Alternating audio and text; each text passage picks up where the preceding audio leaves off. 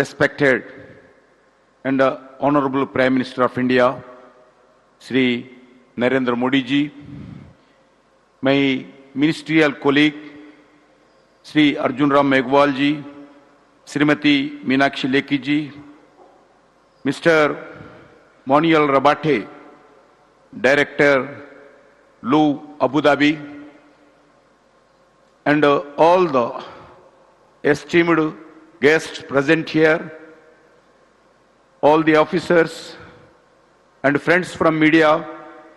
At the outset, I extend a warm welcome and express my deepest gratitude to the Honorable Prime Minister for agreeing to inaugurate the first of its kind 3-day International Museum Expo. I also welcome all the delegates to this expo, which is being organized as a part of the second phase of Azadi Ka Amrit Mahotsav, India 75 years independent celebrations. Also, to celebrate the 47th International Museum Day, on the 15th August 2022, Honorable Prime Minister Shri Narendra Modi ji, in his Independence Day address to the nation from Red Fort, spoken about Panchpran. Panchpran means the 5 resolves to make our country a developed nation by 2047. The year we are going to celebrate our 100 years independent celebrations. One of the 5 resolutions that the Honorable Prime Minister appealed about is to take pride in our heritage. Honorable Prime Minister, sir, taking your vision forward and under your guidance, the Ministry of Culture is striving to promote and preserve our rich cultural heritage, both tangible and intangible. In the last 9 years, Government of India, under your visionary leadership, sir, is constantly working on the theme of Vikas Bhi or Virasat Bhi. We are equally focused both on the Vikas, means development, and also on Virasat, preserving and promoting our rich cultural heritage. It is a matter of great pride for us this year 2023, in the year of India's G20 presidency, on the theme of 4 themes being deliberated upon under the cultural track is protection and restitution of cultural heritage. Prime Minister, sir, since 2014, under your vision, more than 145 museums have been new developed in India, which is 1/3 of the total museums developed by the Government of India in the last 75 years. In India, in private sector and government sector, we have 1200 plus museums provide a wonderful window to our arts, crafts, technology, and ancient heritage. As per your vision, you newly established Prime Minister Museum, Pradhan Mantri Sangrahalaya in New Delhi, is one such example where our rich historical past meets modern technology. Sir, you have time and again people of India to visit the museums, including in your Mann Ki Baat episode addressed to the nation, sir. We are working hard to make it a memorable experience for all our visitors by revamping many of these museums and by adopting new immersive and experimental technologies. Today, Museum Expo will bring together all the stakeholders under one roof to initiate a holistic conservation around a museum as per your vision, sir. The expo will have master classes, panel discussions, physical exhibitions, techno mela, and institute conversion lab and hands-on excavations, fit several workshops for school children also. We hope the International Museum Expo will pave the way for very vibrant museums movement and ecosystem in the country. With these words, I once again welcome and thanks our Honorable Prime Minister Shri Narendra Modi ji for his gracious presence and visionary leadership in protecting our heritage, and all the delegates and all the museum organizations. Thank you. Jai Hind, Bharat Mata ki Jai.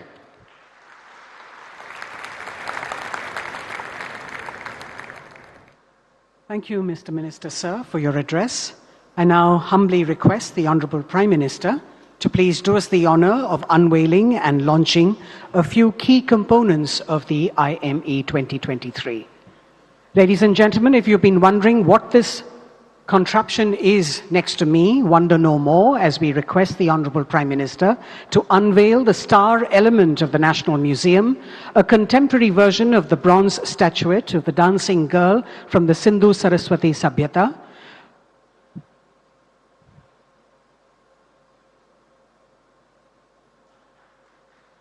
Prime Minister, sir, what you're seeing is a stylized and contemporarized life-size version inspired from the dancing girl to be the official mascot of the IME 2023.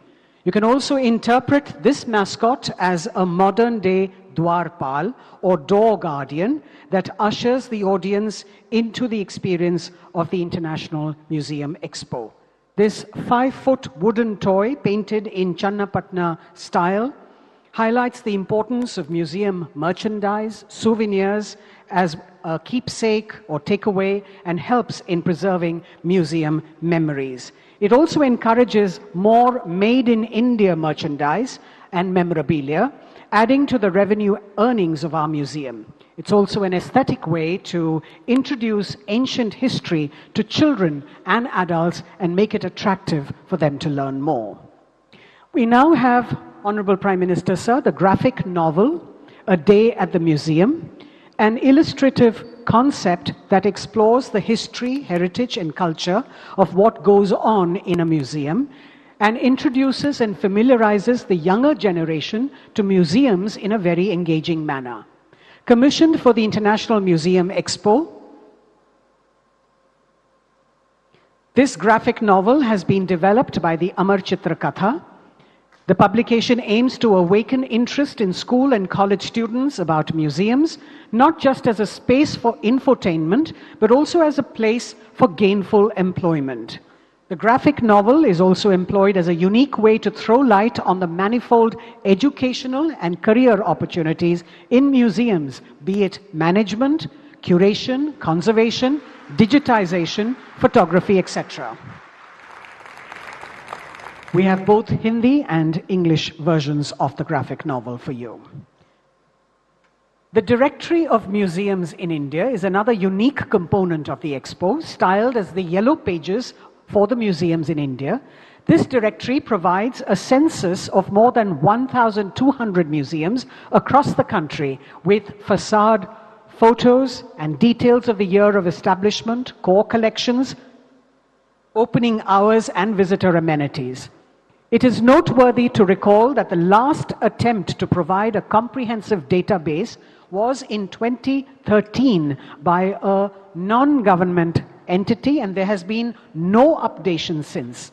This is the government's first attempt at making data on museums in the country easily accessible to the public, with a push towards making museums living spaces rather than just repositories of a static collection.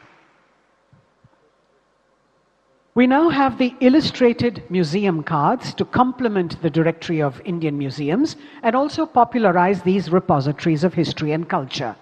These cards for ready reference have also been designed. Each set consists of 52 cards and has been illustrated by hand with museum facades of iconic museums from India. This initiative is another way to introduce Indian museums to audiences at home and abroad, highlighting the vast number of cultural institutions.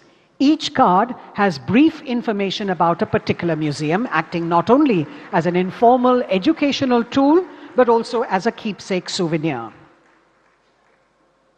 Prime Minister, sir, we now have a component of the expo that draws inspiration from a personal endeavor of yours, the redevelopment of the Kartavya Path in central Delhi. Friends, you may recall that the revamped Central Vista was thrown open to the public after the Prime Minister inaugurated it in September 2022. Renamed as Kartavya Path, the arterial road that extends from the Rashtrapati Bhavan to the India Gate is one of the most iconic places in the national capital. This refurbished public plaza now exhibits landscapes, lawns with walkways, added green spaces, renovated canals, amenity blocks, improved signages, and vending kiosks, etc., enhancing the public experience. The Ministry of Culture has in addition been regularly organizing a weekly cultural program titled Kalanjali that offers multiple art and cultural performances to the public, thus democratizing the public plaza. The pocket map of Kartavya Path, which the Honorable Prime Minister has launched today, is a small attempt to highlight the various state houses, cultural spaces, and the Ministry of Culture institutions along the iconic path. Thank you, Mr. Prime Minister, sir, for launching all those elements for us. Ladies and gentlemen, we have with us today the Director of the Louvre in Abu Dhabi, Mr. Manuel Rabate, a consummate museum professional who has been involved in the Louvre Abu Dhabi project for much of his career. He's a highly trained civil servant who rose to become the CEO of Agence France Museums, the organization created in 2008 to run the project with Abu Dhabi. He oversees all aspects of the first universal museum in the Arab world's operations and activity, welcoming more than 2 million visitors in its first 2 years and making it one of the most visited museums worldwide. I'd like to invite him now to please share his views on this occasion.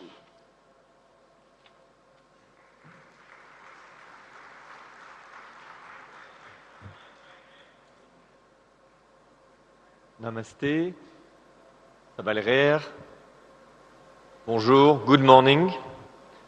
For those who need translation, thanks to my accent, you will be able to mix channel 1 and channel 2 at the same time, French and English. Your Excellencies, honorable delegates, ladies and gentlemen, it is with great honor and gratitude that I stand in front of you today at the International Museum Expo 2023 in New Delhi.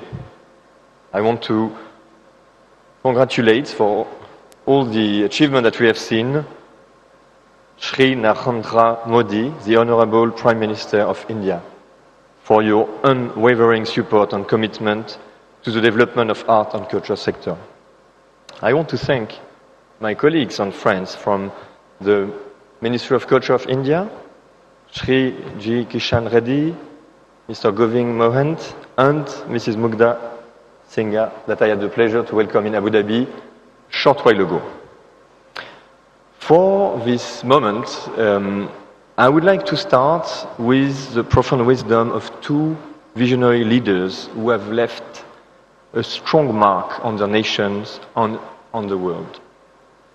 His Highness, the late Sheikh Zayed bin Sultan Al Nahyan, once said, "He who does not know his past cannot make the best of his present and future, for it is from the past that we learn." Closer to you, closer to here, Mahatma Gandhi also stated, "The future depends on what you do today." The teaching of both these exemplary leaders encourage us to take responsibility for our action, to create positive change, and to build a better future for the generation to come.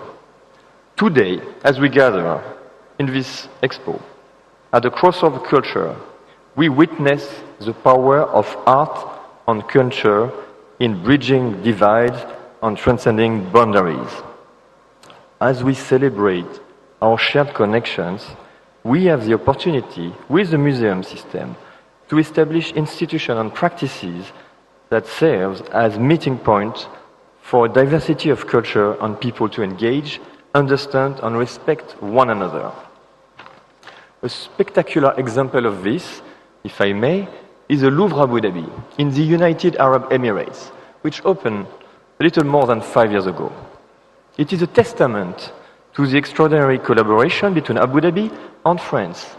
It is a new cultural beacon, bringing different cultures together to shine a fresh light on shared themes that reveal and connect humanity. This is the first universal museum in the Arab world, and it is guiding us in an intellectual and emotional journey through time and space, unveiling our shared connection and the essence of what it means to be human. India, a land known for its rich diversity, and the UAE, a nation which embraces more than 200 nationalities, share a profound connection in terms of transformation. These nations are in constant motion, propelled by the interplay of culture, idea, and experience.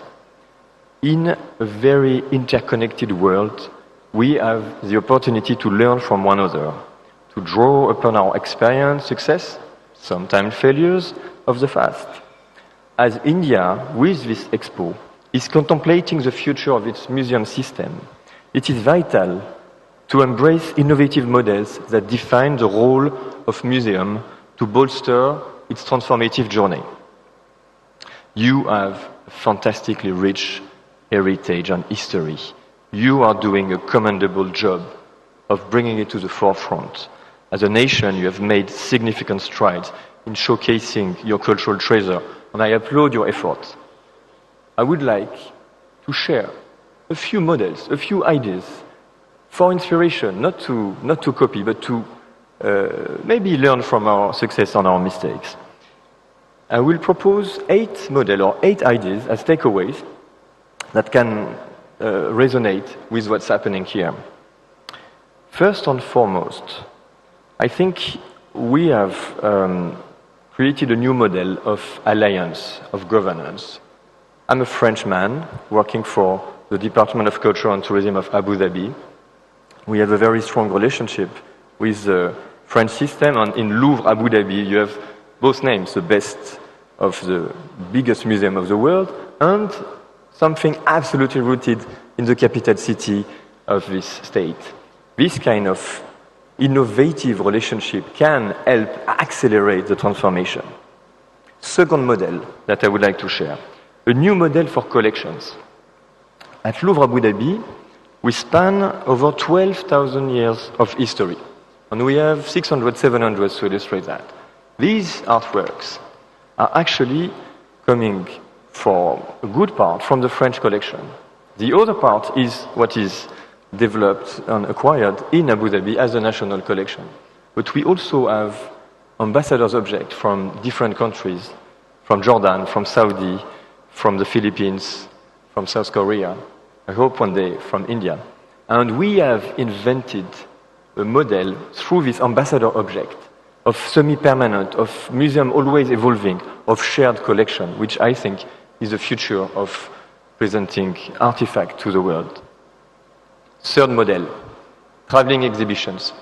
This is a model that can help reaching out to more and more visitors. This is also a way to optimize the cost and the feasibility of exhibition. We are very proud. Today, in the Louvre Abu Dhabi, we have a wonderful exhibition organized by the Musée du Quai Branly with us, called Bollywood Superstar, a short history of Indian cinema. I encourage you to come and see. After telling the long storytelling of India, from the Ramayana to the Mahabharata up to the Bollywood phenomenon, this exhibition, which is touching the heart of the people in Abu Dhabi, will go to Paris in the Musée du Quai Branly, which is another way of optimizing the way we do exhibition. Fourth model, the economic development. The museums are part of the economic fabric.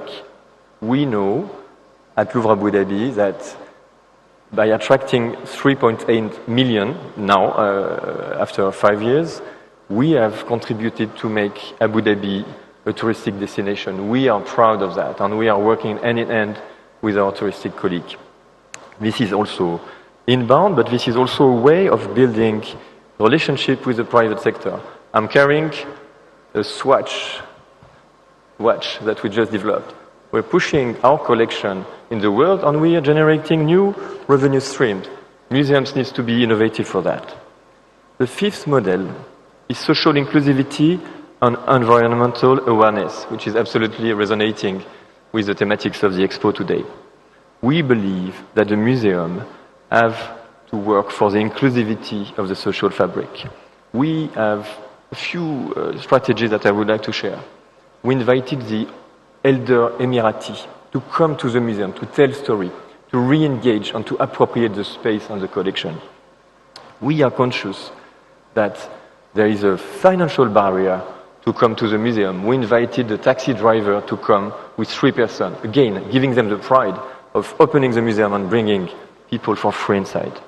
We're also working very hard to bring the people of determination inside the museum and to find ways of reaching out. A universal museum has to be universally accessible, and I can only congratulate you for having the translation in sign language, because we need to do the extra steps to be inclusive. Similarly, as a museum open to the sea and to the environment, we are places where sustainability has to be taken seriously and has to be thought. You can see the sea. I'm very proud of our turtle rehabilitation project, and the museum are places where we have to work. Sixth model, mindfulness, kindness. After these years of COVID, the museums are places where we can learn to be together again, and we can enjoy, we can meditate.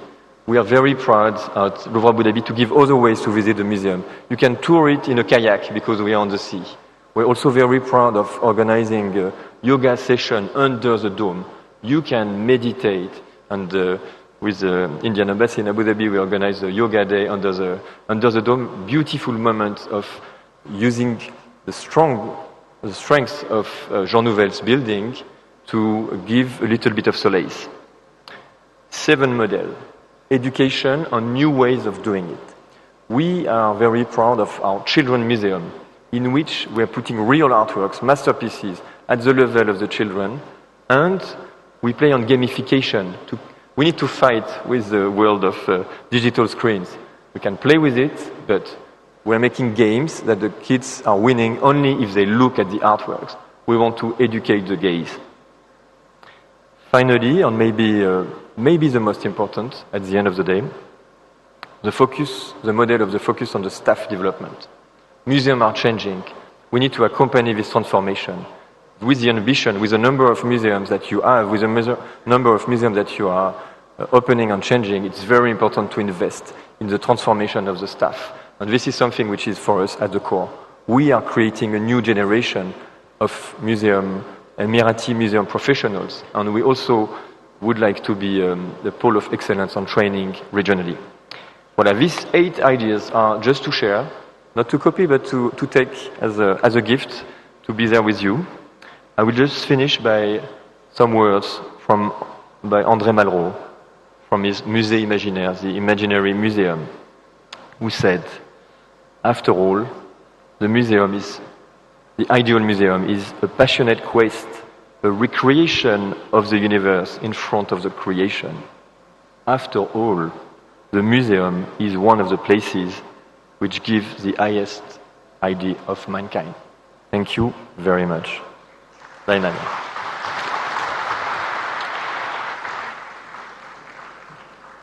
Thank you very much, Mr. Rabate. Honorable Prime Minister, sir, as part of the redevelopment of the Central Vista and as an aspirational undertaking, the Government of India has been working as per the Prime Minister's vision for the creation of the National Museum for the country, representing the over 5,000-year history. This museum is not just contemporary, but is futuristic, participatory, and using state-of-the-art new and emerging technologies in keeping with the times. All these efforts are in alignment with the Honorable Prime Minister's central thought of dedicating it to the people of the country and making it truly representative of the role that they play in making the nation. Named Yuge Yugin Bharat, which translates in English as Timeless, Eternal India, the new museum will depict the story of India's rich civilizational culture of more than 5,000 years, from the ancient times to 2047. So the Ministry of Culture is proud to present a virtual walkthrough of the upcoming museum at North and South blocks that showcases the various sections or khands tracing the continuous history of our civilization. May I request the Honorable Prime Minister to please press on the remote, sir? And we will play out the film. You may also be aware that there have been 2 joint working group meetings with France to discuss collaboration on this project, and this matter will be discussed further with the French side on the sidelines of the Museum Expo to firm up the MOU. Bharat देश जहां दुनिया की सबसे बड़ी statue, सबसे बड़ा stadium और 10,000 feet ऊंचाई पर बनी विश्व की सबसे लंबी टनल है, इसी भारत देश में बनने जा रहा है विश्व का सबसे बड़ा संग्रहालय, युगे युगीन भारत राष्ट्रीय संग्रहालय। कोई भी देश तब तक आगे नहीं बढ़ सकता जब तक को अपने इतिहास, अपनी विरासत, अपनी संस्कृति, उनके प्रति अगर वो गर्व करना नहीं जानता है। इस संग्रहालय में संकलित है हमारी युगों पुरानी गाथा। कौन थे हमारे पूर्वज जिन्होंने इस प्राचीन संस्कृति की नींव रखी, जिनके मार्गदर्शन में वैभवशाली सभ्यता का विकास हुआ, जिनके संरक्षण में ज्ञान विज्ञान की अतुल संपदा विकसित हुई और जिन्होंने भारतीय स्वतंत्रता संग्राम का इतिहास रचा। भारत का यह बेजोड़ संग्रहालय बनकर तैयार हो रहा है 1,17,000 वर्ग मीटर के विस्तार में। इस ऐतिहासिक धरोहर के दोनों खंडों के 950 कक्षों में संकलित की जा रही है लगभग 5,000 वर्ष पुरानी भारत की अतुल सांस्कृतिक ज्ञान संपदा। क्या आप जानते हैं, युगों पहले हमारे पूर्वजों को मिश्रित धातु के निर्माण का ज्ञान था। प्राचीन भारतीय धातु विज्ञान के प्रतीक रूप ऐसे ही एक द्वार से प्रवेश करके आरंभ करते हैं भारत खंड की अभूतपूर्व यात्रा। पहुंचते हैं भारतवर्ष की प्राचीन समृद्ध परंपराओं के संसार में।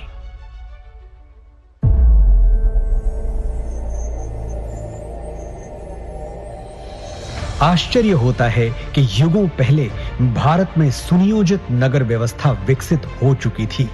हम बात कर रहे हैं सिंधु सरस्वती सभ्यता की। क्या कभी सोचा है कि क्यों भारत में पर्वतों, समुद्रों, नदियों और पेड़ों की पूजा होती रही है? क्योंकि हजारों साल पहले भी हमारे विद्वान जानते थे कि जिन पंच तत्वों से सृष्टि का निर्माण हुआ, उन्हीं से सभी प्राणियों की रचना हुई। हजारों वर्ष पूर्व भारत की चारों दिशाओं में पीठों की स्थापना की गई थी, जिसने पूरे राष्ट्र को एक सूत्र में बांधा था। वेदों उपनिषदों में केवल आध्यात्मिक ही नहीं, राजनैतिक, सामाजिक, आर्थिक, ज्योतिष और विज्ञान जैसे सभी क्षेत्रों का ज्ञान समाहित है। यही नहीं, ऋग्वेद में त्वचा रोग विशेषज्ञ विदुषी अपाला का वर्णन मिलता है। सुश्रुत की शल्य चिकित्सा, चरक के सिद्धांत और पतंजलि के अष्टांग योग की प्रासंगिकता हैरान करने वाली है। विश्वविद्यालयों का प्रचलन भारत में 2000 वर्ष से भी पहले से था। तक्षशिला, नालंदा और विक्रमशिला जैसे अनेक विश्वविद्यालयों को पूरे विश्व में ख्याति प्राप्त थी।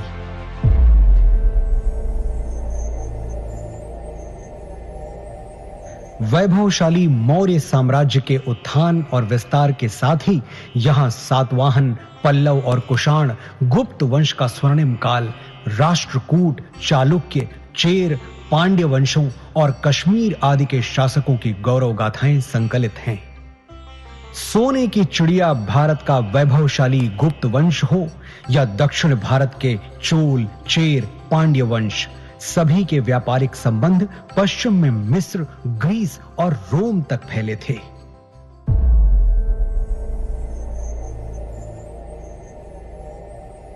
युग परिवर्तन के साथ अब प्रवेश करते हैं मध्यकाल में, जहां राजपूतों की शौर्य गाथा के साथ सल्तनत और मुगल युग का इतिहास संकलित है। चौहान, प्रतिहार, परमार, सोलंकी, सिसोदिया और राजपूत राजाओं की केवल शौर्य गाथाएं ही प्रसिद्ध नहीं थीं, बल्कि उनके संरक्षण में कला, शिल्प, संस्कृति का भी अभूतपूर्व विकास हुआ।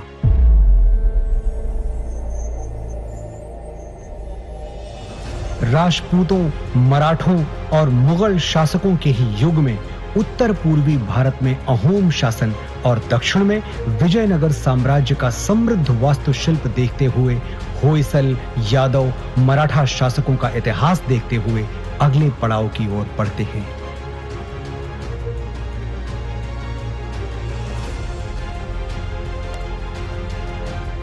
बढ़ते हैं परिवर्तन के उस दौर की ओर जब ईस्ट इंडिया कंपनी को भारत में व्यापार की अनुमति मिली।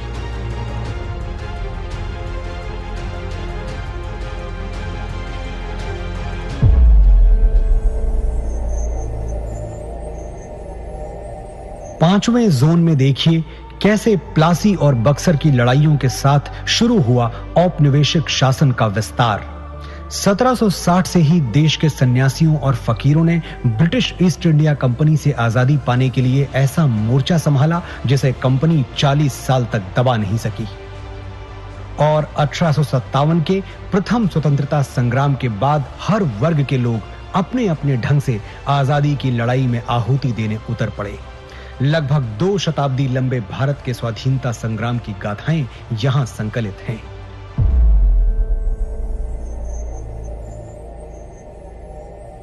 वर्षों के संघर्ष के बाद भारत की आजाद हवा में स्वतंत्रता का तिरंगा लहराया। सच है कि स्वतंत्र भारत के आगे अनेक आर्थिक, सामाजिक चुनौतियां थीं। हर चुनौती को पार करने के लिए, सशक्त राष्ट्र का निर्माण करने के लिए स्वतंत्र भारत ने फिर से राष्ट्र को संप्रभु लोकतांत्रिक गणराज्य बनाया।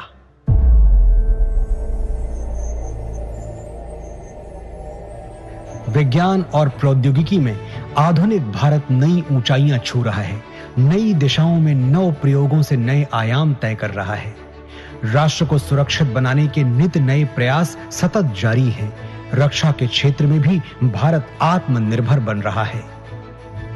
अंतरिक्ष विज्ञान में ऊंची उड़ान, दिन प्रतिदिन बढ़ता डिजिटल संसार, चिकित्सा के क्षेत्र में अद्वितीय योगदान, दिनों दिन होता आर्थिक व्यापारिक विस्तार, शिक्षा का उत्थान प्रसार इस जोन के अन्य कक्षों में क्रमशः संकलित है। आज जब हम आजादी के अमृत काल से शताब्दी वर्ष की ओर अग्रसर हो रहे हैं, भारत के अतीत की अनमोल विरासत, वर्तमान के अथक प्रयासों और भविष्य की झलकियों की कहानियां समेटे बनने जा रहा है विश्व का यह सबसे विशाल संग्रहालय, युगे युगीन भारत राष्ट्रीय संग्रहालय।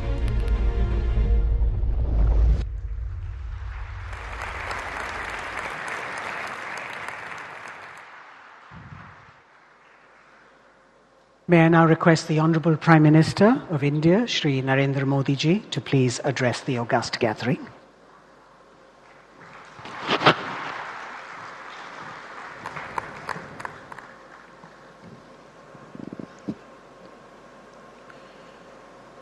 कैबिनेट में मेरे सहयोगी श्री जी किशन रेड्डी जी, मीनाक्षी लेखी जी, अर्जुन राम मेघवाल जी, लू म्यूजियम के निर्देशक मैनुअल रबाते जी, दुनिया के अलग अलग देशों से आए अतिथिगण, अन्य महानुभाव, देवी और सज्जनों, आप सभी को इंटरनेशनल म्यूजियम डे की बहुत बहुत शुभकामनाएं।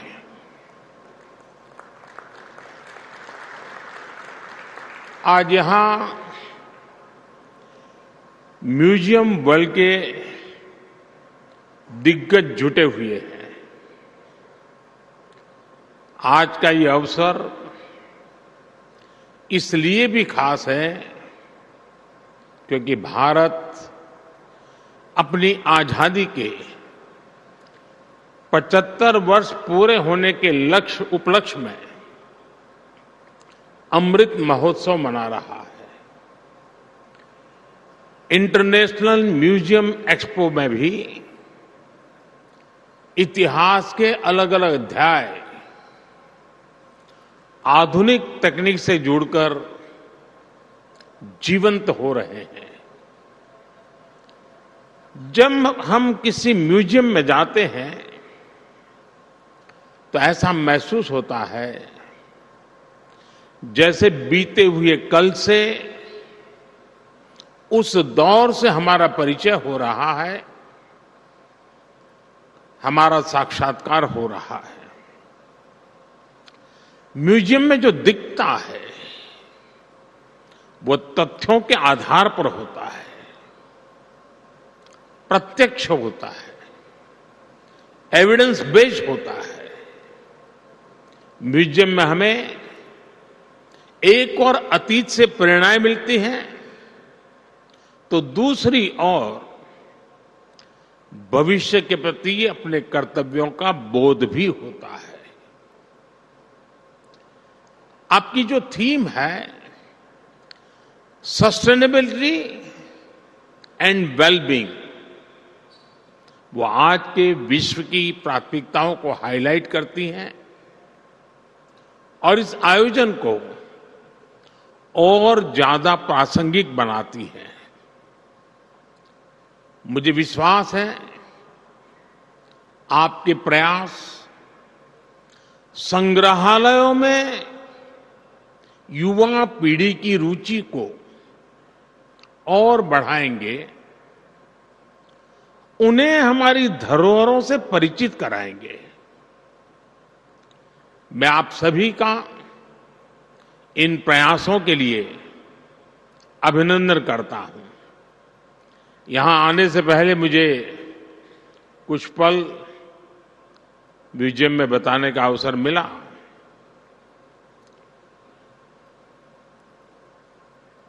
हमें कई कार्यक्रमों में जाने का अवसर आता है, सरकारी, गैर सरकारी, लेकिन मैं कह सकता हूं कि मन पर प्रभाव पैदा करने वाला पूरा प्लानिंग, उसका एग्जीक्यूशन, और सरकार भी उस ऊंचाई के काम कर सकती है जिसके लिए बहुत गर्व होता है, वैसी व्यवस्था। और मैं मानता हूं कि आज का ये अवसर भारत के म्यूजियम की दुनिया में एक बहुत बड़ा टर्निंग पॉइंट लेकर के आएगा, ऐसा मेरा पक्का विश्वास है। साथियों, गुलामी के सैकड़ों वर्षों के लंबे कालखंड ने भारत का एक नुकसान ये भी किया कि हमारी लिखित अलिखित बहुत सारी धरोहर नष्ट कर दी गई। कितनी ही पांडुलिपियां, कितने ही पुस्तकालय गुलामी के कालखंड में जला दिए गए, तबाह कर दिए गए। ये सिर्फ भारत का नुकसान नहीं हुआ है, ये पूरी दुनिया का, पूरी मानव जात का नुकसान हुआ है। दुर्भाग्य से आजादी के बाद अपनी धरोहरों को संरक्षित करने के जो प्रयास होने चाहिए थे वो उतने हो नहीं पाए। लोगों में धरोहरों के प्रति जागरूकता की कमी ने इस क्षति को और ज्यादा बढ़ा दिया और इसलिए आजादी के अमृतकाल में भारत ने जिन पंच प्राणों की घोषणा की है उनमें प्रमुख है अपनी विरासत पर गर्व। अमृत महोत्सव में हम भारत की धरोहरों को संरक्षित करने के साथ ही नया कल्चरल इंफ्रास्ट्रक्चर भी बना रहे हैं। देश के इन प्रयासों में स्वतंत्रता संग्राम का इतिहास भी है और हजारों वर्षों की सांस्कृतिक विरासत भी है। मुझे बताया गया है कि आपने इस आयोजन में लोकल और रूरल म्यूजियम पर विशेष महत्व दिया है। भारत सरकार भी लोकल और रूरल म्यूजियम को संरक्षित करने के लिए एक विशेष अभियान चला रही है। हमारे हर राज्य, हर क्षेत्र और हर समाज के इतिहास को संरक्षित करने के प्रयास किए जा रहे हैं। हम स्वाधीनता संग्राम में अपनी ट्राइबल कम्युनिटी के योगदान को अमर बनाने के लिए 10 विशेष म्यूजियम्स भी बना रहे हैं। मैं समझता हूं कि पूरे विश्व में एक ऐसी अनूठी पहल है जिसमें ट्राइबल डायवर्सिटी की इतनी व्यापक झलक दिखने वाली है। नमक सत्याग्रह के दौरान महात्मा गांधी जिस पथ पर चले थे, उस दांडी पथ को भी संरक्षित किया गया है।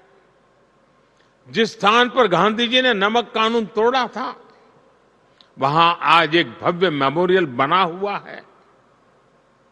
आज देश और दुनिया से लोग दांडी कुटीर देखने गांधीनगर आते हैं। हमारे संविधान के मुख्य शिल्पी बाबा साहब आम्बेडकर का जहां महापरिनिर्वाण हुआ, वो स्थान दशकों से बदहाल था। हमारी सरकार ने इस स्थान को दिल्ली में 5 अलीपुर रोड को नेशनल मेमोरियल में परिवर्तित किया है। बाबा साहब के जीवन से जुड़े पंचतीर्थ, महू में जहां उनका जन्म हुआ, लंदन में जहां वो रहे, नागपुर में जहां उन्होंने दीक्षा ली, मुंबई की चैत्य भूमि जहां उनकी समाधि है, ऐसे स्थानों का भी विकास किया जा रहा है।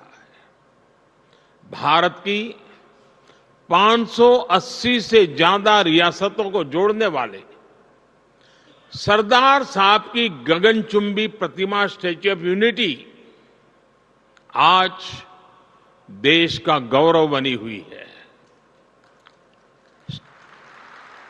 स्टैच्यू ऑफ यूनिटी के भीतर भी एक म्यूजियम बना हुआ है। चाहे पंजाब में जलियांवाला बाग हो, गुजरात में गोविंद गुरु जी का स्मारक हो, यूपी के वाराणसी में मान महल म्यूजियम हो, गोवा में म्यूजियम ऑफ क्रिश्चियन आर्ट हो, ऐसे अनेक स्थानों को संरक्षित किया गया है। म्यूजियम से जुड़ा एक और अनूठा प्रयास भारत में हुआ है। हमने राजधानी दिल्ली में देश के सभी पूर्व प्रधानमंत्रियों की यात्रा और योगदान को समर्पित पीएम म्यूजियम बनाया है। आज पूरे देश से लोग आकर पीएम म्यूजियम में आजादी के बाद की भारत की विकास यात्रा के साक्षी बन रहे हैं। मैं यहां आए अपने अतिथियों से विशेष आग्रह करूंगा कि एक बार इस म्यूजियम को भी अवश्य देखें। साथियों, जब कोई देश अपनी विरासत को सहेजना शुरू कर देता है, तो उसका एक और पक्ष उभर कर सामने आता है। ये पक्ष है दूसरे देशों के साथ संबंधों में आत्मीयता। जैसे कि भगवान बुद्ध के महापरिनिर्वाण के बाद भारत ने उनके पवित्र अवशेषों को पीढ़ी दर पीढ़ी संरक्षित किया है, और आज वो पवित्र अवशेष भारत ही नहीं, दुनिया के करोड़ों बौद्ध अनुयायियों को एक साथ जोड़ रहे हैं। अभी पिछले वर्ष ही हमने बुद्ध पूर्णिमा के अवसर पर 4 पवित्र अवशेषों को मंगोलिया भेजा था। वो अवसर पूरे मंगोलिया के लिए आस्था का एक महापर्व बन गया था। बुद्ध के जो रेलिक्स हमारे पड़ोसी देश श्रीलंका में है। बुद्ध पूर्णिमा के अवसर पर उन्हें भी यहां कुशीनगर लाया गया था। ऐसे ही गोवा में सेंट क्वीन केटेवान के पवित्र अवशेषों की धरोहर भी भारत के पास संरक्षित है। मुझे याद है जब हमने सेंट क्वीन केटेवान के रेलिक्स को जॉर्जिया भेजा था तो वहां कैसे राष्ट्रीय पर्व का माहौल बन गया था। उस दिन जॉर्जिया ने अनेकों नागरिकों वहां के सड़कों पर एक बड़ा मेले जैसा माहौल हो गया था, उमड़ पड़े थे। यानी हमारी विरासत वैश्विक एकता, वर्ल्ड यूनिटी का भी सूत्रधार बनती है और इसलिए इस विरासत को संजाने वाले हमारे म्यूजियम्स की भूमिका भी और ज्यादा बढ़ जाती है। साथियों, जैसे हम परिवार में साधनों को आने वाले कल के लिए जोड़ते हैं, वैसे ही हमें पूरी पृथ्वी को एक परिवार मानकर अपने संसाधनों को बचाना है। मेरा सुझाव है कि हमारे म्यूजियम्स इन वैश्विक प्रयासों में एक्टिव पार्टिसिपेंट्स बने। हमारी धरती ने बीती सदियों में कई प्राकृतिक आपदाएं झेली है। इनकी स्मृतियां और निशानियां आज भी मौजूद है। हमें ज्यादा से ज्यादा म्यूजियम इन निशानियों की, इनसे जुड़ी तस्वीरों की गैलरी की दिशा में सोचना चाहिए। हम अलग अलग समय में धरती की बदलती तस्वीर का चित्रण भी कर सकते हैं। इससे आने वाले समय में लोगों में पर्यावरण के प्रति जागरूकता बढ़ेगी। मुझे बताया गया है कि इस एक्सपो में गैस्ट्रोनॉमिक एक्सपीरियंस के लिए भी स्पेस बनाया गया है।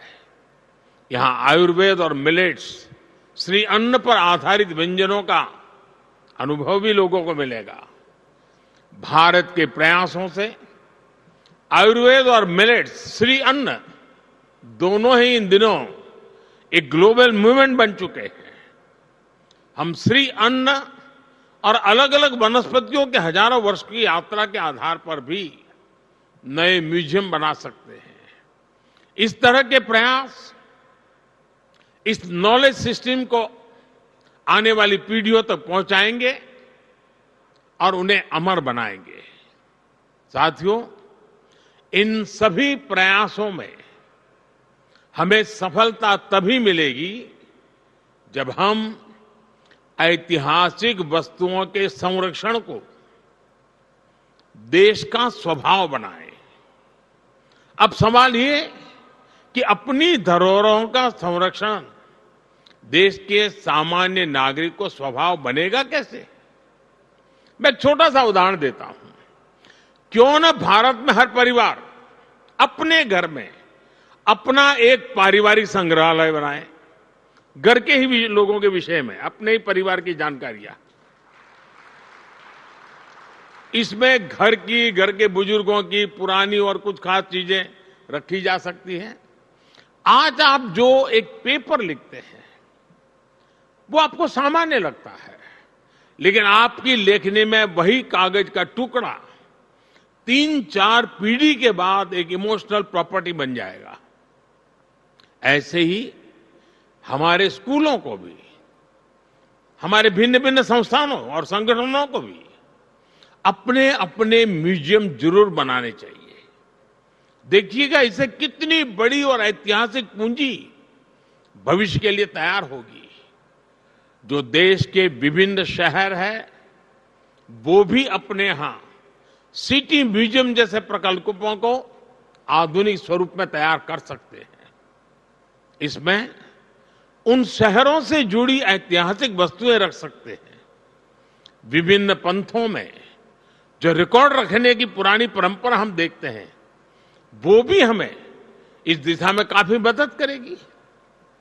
साथियों, मुझे खुशी है कि म्यूजियम आज युवाओं के लिए सिर्फ एक विजिटिंग प्लेस ही नहीं बल्कि एक कैरियर ऑप्शन भी बन रहे हैं। लेकिन मैं चाहूंगा कि हम अपने युवाओं को केवल म्यूजियम वर्कर्स की दृष्टि से ना देखें।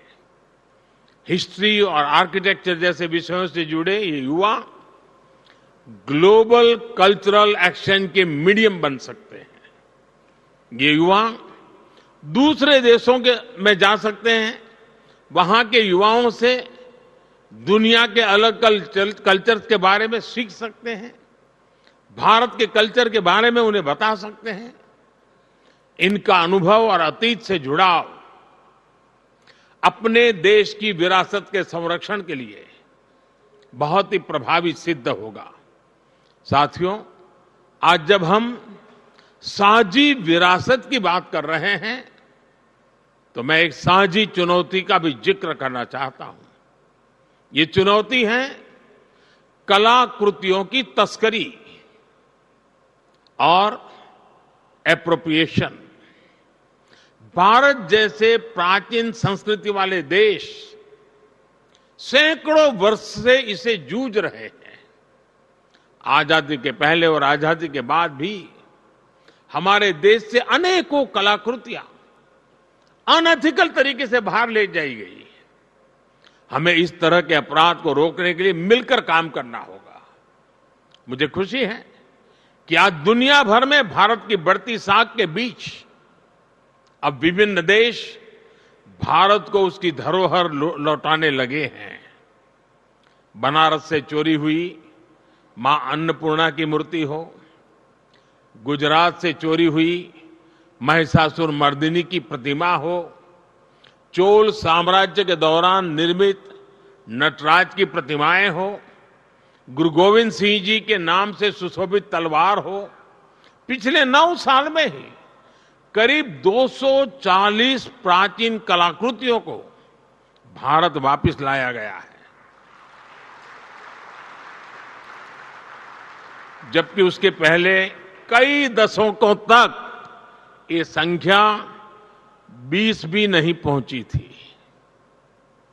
इन 9 वर्षों में भारत से सांस्कृतिक कलाकृतियों की तस्करी भी काफी कम हुई है।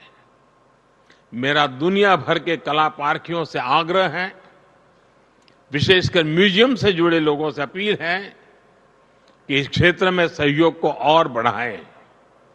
किसी भी देश के किसी भी म्यूजियम में कोई ऐसी कलाकृति नहीं हो जो अनएथिकल तरीके से वहां पहुंची हो।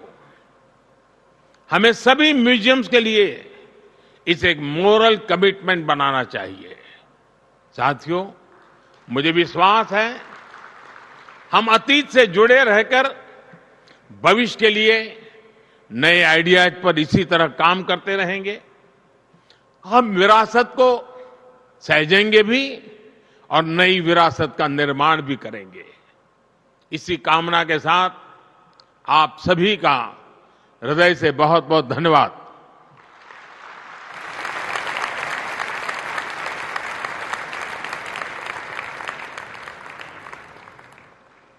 Thank you very much, Honorable Prime Minister, sir.